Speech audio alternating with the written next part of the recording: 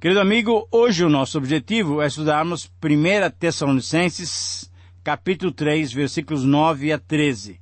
E o tema desses versículos é a oração, é a intercessão. O exemplo de Paulo aqui nesses versos deve nos motivar a desenvolver melhor a nossa vida de oração, a nossa vida de intercessão. Mas será que é certo falar em motivar cristãos a orar? Não parece estranho, não? Entre todas as pessoas que não precisariam de motivação para orar, certamente estão os cristãos. Porém, na verdade, por várias razões, precisamos ser motivados a orar mais frequentemente e mais fervorosamente. Há várias passagens que ajudarão a nos encorajar a orar melhor e a interceder pelos nossos irmãos e pelos nossos semelhantes. Mas, certamente, uma das passagens que se destaca, nos motivando a orar, é a passagem de 1 Timóteo, capítulo 2, versículos 1 a 3. Antes de tudo, pois, exorto que se use a prática de súplicas, orações, intercessões, ações de graças em favor de todos os homens, em favor dos reis e de todos que se acham investidos de autoridade, para que vivamos vidas tranquilas e mansas com toda piedade e respeito. Isso é bom e aceitável diante de Deus nosso Senhor.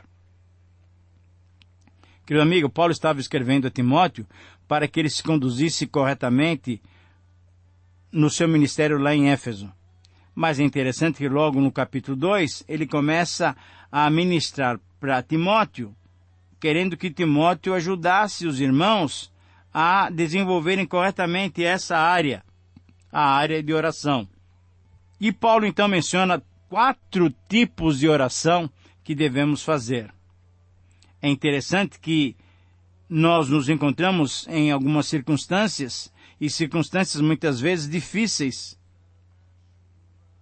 E até mesmo na vida de uma pessoa, as circunstâncias podem mudar. Não apenas somos diferentes, temos circunstâncias diferentes, mas na nossa própria trajetória, as circunstâncias podem mudar. Assim, Paulo alista alguns tipos de orações em sua breve instrução a Timóteo. Ele diz sobre as súplicas. O que são súplicas? Súplicas são petições específicas a Deus pelas nossas próprias necessidades. Conquanto devamos guardar-nos contra orar egoisticamente, é certo pedirmos pelas nossas legítimas necessidades e pelos nossos desejos. Mas Paulo menciona também orações. Orações são aqueles diálogos que nós mantemos com Deus, colocando-o a par das situações que estamos envolvidos, se bem que Ele já sabe antes que as palavras surjam nos nossos lábios. Mas as orações são aquelas demonstrações de submissão, de dependência, de entrega das nossas vidas e circunstâncias ao Senhor. Paulo fala sobre intercessões. São orações a Deus pelas necessidades dos outros. As aplicações das intercessões por outros são incontáveis, e muitas delas nós mencionamos frequentemente. Isso nos ajuda também a olhar além de nós mesmos. Isso nos ajuda a focalizarmos em outros a nossa atenção. E ele menciona também ações de graças, que são, naturalmente, agradecimentos a Deus pelas bênçãos que nós recebemos dele. É vergonhoso ser ingrato. Contudo, isso inclui ações de graças por todos os homens. É o que Paulo fala para Timóteo. Isso envolve o quê? Irmãos, famílias, amigos e até inimigos. Qualquer desses pode ser um desafio para a vida fiel de tempos em tempos. Por isso, precisamos ser cuidadosos e estarmos sempre motivados a orar. Há tanto em nossas próprias vidas e nas vidas dos outros pelo que orar, que precisamos estar ativos e sempre motivados. Querido amigo, é interessante notar que essa recomendação de Paulo foi escrita durante o tempo em que ele estava aprisionado lá em Roma, pela segunda vez, sob o imperador Nero, e ele pede para que nós oremos para quem está revestido de autoridade. Ora, se Paulo instruiu para nós orarmos e para eles orarem até por aqueles tão duros e cruéis como o imperador Nero, certamente as nossas autoridades merecem nossa oração. Autoridades governamentais, civis, eclesiásticas, enfim, todos que estão em posição de autoridade sobre nós. Mas é bom enfatizar que Paulo recomendou que essa prática fosse feita em favor de todos os homens. Agora, é fácil orar por aqueles que são bons para nós, porém orar por aqueles que nos maltratam? Aí é difícil, e parece ser até impossível para alguns cristãos. Entretanto, Paulo não para aqui. Ele fala que nós devemos orar por todos os homens. Isso inclui pessoas como parentes rabugentos, irritadiços, vizinhos antipáticos, patrões abusadores. Essa motivação para orar deverá incluir, inclusive, aquele irmão fraco sentado ao seu lado, ou então aquele irmão maçante que nos perturba constantemente. Essa sugestão de Paulo, que nós devemos orar por todos, vai incluir, sabe quem? Aquele colega de trabalho que insiste em nos cutucar até que percamos a paciência. Quando consideramos com seriedade essa recomendação, quando realmente paramos para pensar nessa ordem, há muitas pessoas pelas quais deveríamos orar e orar constantemente. Por isso eu creio que o título mais apropriado para esses versos é o seguinte: a oração intercessória. A oração intercessória, estudamos então 1 Tessalonicenses 3, 9 a 13. Muito bem. Temos inúmeros motivos para orar e pelos quais interceder. Vida tranquila, vida em paz, vida piedosa, vida respeitosa, são mercadorias completamente distintas e caríssimas dos nossos dias.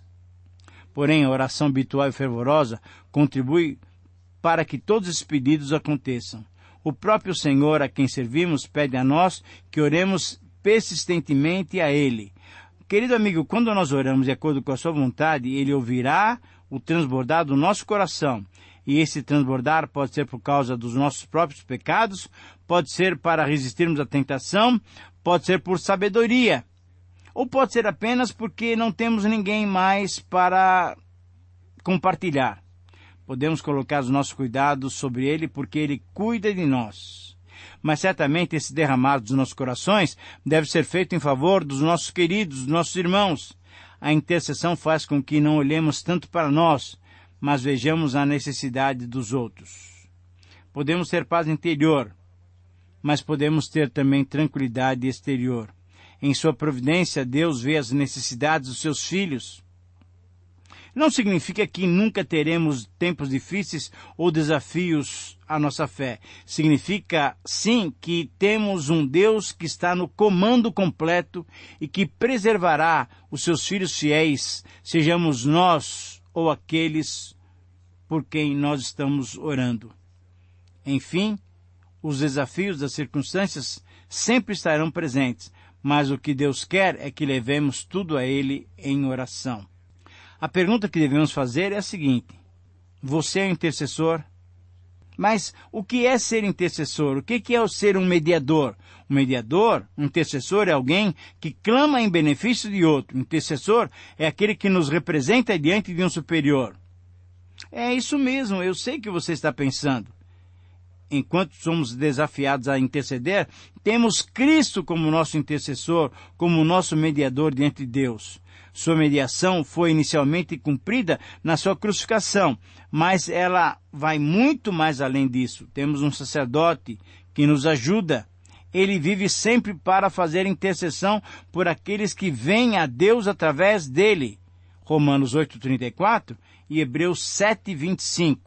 E a certeza é essa. Assim como Jesus foi ouvido na sua oração, assim Deus promete ouvir e responder às nossas orações, porquanto estamos buscando a vontade de Deus.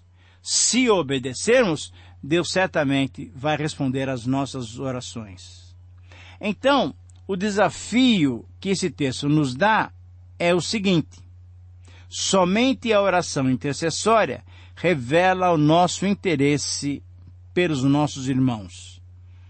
Eu repito essa frase, que é o princípio que vem desse texto. 1 Tessalonicenses 3, 9 a 13. Somente a oração intercessória revela o nosso interesse pelos irmãos. Nesse texto nós vamos encontrar 5 marcas de uma oração intercessória. A primeira marca de uma oração intercessória é a gratidão. Versículo 9. A oração intercessória de Paulo tem um início com uma ação de graças. A ação de graças são naturalmente, então, agradecer a Deus pelas bênçãos recebidas dele. Qualquer pessoa educada sabe que deve agradecer quando recebe um presente. A verdadeira gratidão se reflete também em outras maneiras. Falamos para outras pessoas, cuidamos bem do presente recebido, procuramos agradar a pessoa que se mostrou generosa para conosco. A gratidão faz parte da vida do servo de Deus. Devemos mostrar gratidão para com os outros homens, mas o foco da nossa gratidão só pode ser Deus. Mas por que devemos agradecer a Deus? Certamente pelas respostas às nossas orações. Deus nos deu vida, nos preparou um mundo especial para nos agradar. Ele é a fonte das nossas necessidades diárias. Mas o discípulo de Cristo sente gratidão por outras razões além das bênçãos materiais. Paulo foi grato a Deus pela boa notícia que tinha recebido dos Tessalonicenses. Paulo se alegrou por eles e regozijou-se diante de Deus, porque a fé e o amor dos seus novos irmãos estava firme e sólida. Eles tinham sido provados e tinham sido aprovados. Será que nós temos tido alegria em orar pelos nossos irmãos? E uma outra pergunta, será que temos sido motivo de alegria e louvor para aqueles que convivem conosco? A segunda marca de uma oração intercessória é a constância objetiva. Veja o versículo 10. Paulo tinha constantemente na sua prática, orações. E ele mesmo testemunhou, ele orava noite e dia. E ele disse que ele e os seus auxiliares estavam sobremodo alegres e felizes com as notícias que Timóteo tinha trazido. A primeira reação de Paulo foi agradecer a Deus pela vida dos Tessalonicenses, mas ele continuou pedindo para que Deus lhes concedesse alguma coisa ainda maior. Isso é, que eles estivessem novamente juntos. Paulo queria reparar as deficiências da fé dos novos irmãos.